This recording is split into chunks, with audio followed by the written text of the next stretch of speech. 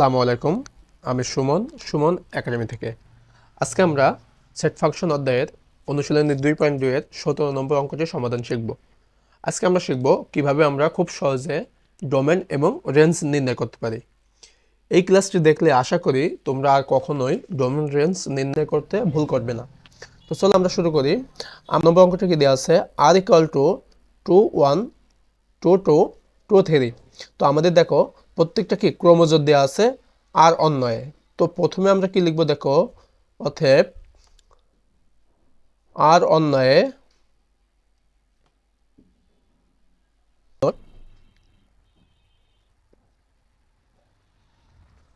প্রথম উপাদানসমূহ প্রথম।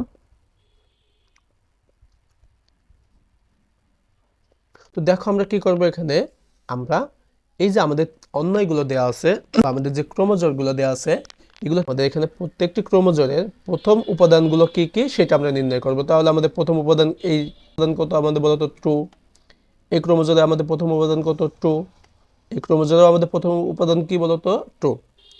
তো আমরা প্রথম উপাদানগুলো নির্ণয় করেছি এবং আমরা এবারে নির্ণয় করব আর অন্যয়ে ক্রমজোরগুলোর দ্বিতীয় উপাদান। দ্বিতীয় উপাদান সমূহ। তো দ্বিতীয় উপাদান সমূহ আমাদের কি কি দেওয়া আছে দেখি। এই ক্রমজোরের দ্বিতীয় উপাদান কি 1, এই ক্রমজোরের দ্বিতীয় উপাদান আমাদের কি 2 এবং এই ক্রমজোরের দ্বিতীয় উপাদান আমাদের কত 3। কিন্তু আমরা হচ্ছে এস আর ক্রমজোরের দ্বিতীয় উপাদানগুলো নির্ণয় করে নিয়েছি। তো দেখো তোমরা সবসময় মাথায় রাখবে আমাদের ক্রোমোজোরগুলোর প্রথম সংখ্যাগুলো হচ্ছে ডোমেন এবং দ্বিতীয় সংখ্যাগুলো হচ্ছে রেঞ্জ। তাহলে অতএব ডোমেন আর কি হবে বলতো, এটা টো। কিন্তু আমাদের কিন্তু 3বারই 2 দেওয়ার দরকার নেই, যে কোনো সংখ্যা একবার নিতে হয়। ডোমেন নির্ণয়ের ক্ষেত্রে যে কোনো সংখ্যা আমরা কয়বার নিব, একবার। তো এখানে আমাদের কি আছে 2, তার মানে আমাদের 2 ডোমেন দিলে কিন্তু হয়ে যাবে। এবং রেঞ্জ আর ইকুয়াল টু আমাদের কি হবে বলতো 1 2 3। দ্বিতীয় উপাদানগুলো আমাদের রেঞ্জ, তাহলে দ্বিতীয় উপাদান 1 2 3। আরেকটি কথা মাথায় রাখবে, সেটা হচ্ছে আমাদের একই সংখ্যা দুইবার নিব না আমরা ডোমেন এবং রেঞ্জ নির্ণয়ের ক্ষেত্রে। প্রত্যেকবার আমরা কি ভিন্ন ভিন্ন সংখ্যা নিব। যেমনটা দেখো এখানে আমাদের 3টাই 2 আছে, তো আমরা কিন্তু একটা 2 নিয়েছি, এটাই হবে। কিন্তু এখানে দেখো 3টাই কিন্তু ভিন্ন উপাদান, তো আমরা কিন্তু 3টাই নিয়েছি। এটাই আমাদের আজকের ক নম্বর। তো এবার আমরা খ নম্বরটা দেখি। খ নম্বর কিন্তু আমাদের এস ইকাল টু একটি অন্যয় দেওয়া আছে এবং অনেকগুলো আমাদের ক্রমজোর দেওয়া আছে। তো আমরা কিন্তু জানি ক্রমজোরের প্রথম সংখ্যাগুলো কি ডোমেন এবং দ্বিতীয় সংখ্যাগুলো কি রেঞ্জ। আমরা কিন্তু অতিরিক্ত কিছু না লিখে কিন্তু আমরা সরাসরি নির্ণয় করে দিতে পারি। অতএব ডোমেন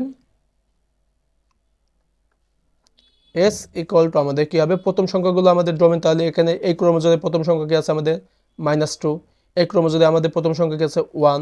এই ক্রমজোরে আমাদের কি আছে 0। এই ক্রমজোরে আমাদের কি আছে 1। এই ক্রমজোরে আমাদের কি আছে বলতো 2। তো এটি হয়ে গেল আমাদের ডোমেন। অতএব আমাদের রেঞ্জ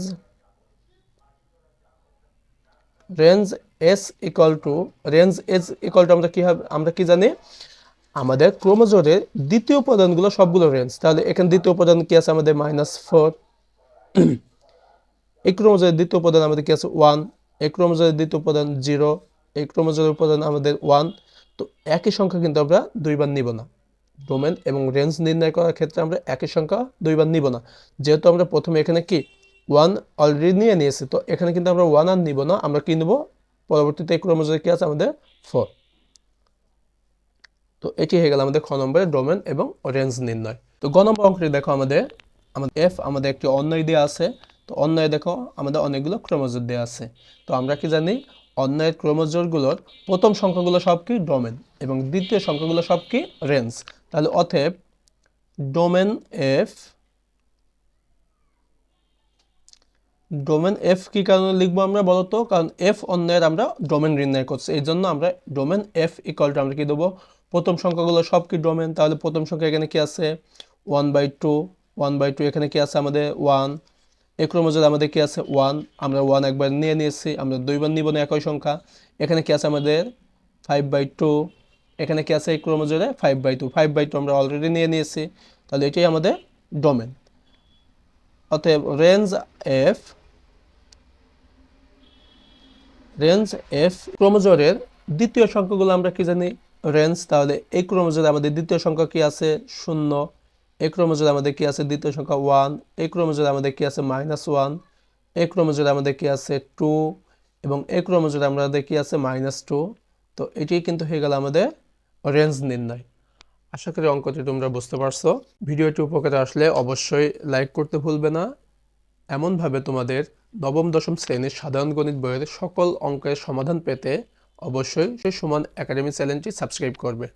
দেখা হচ্ছে আগামী ক্লাসে। আল্লাহ হাফেজ।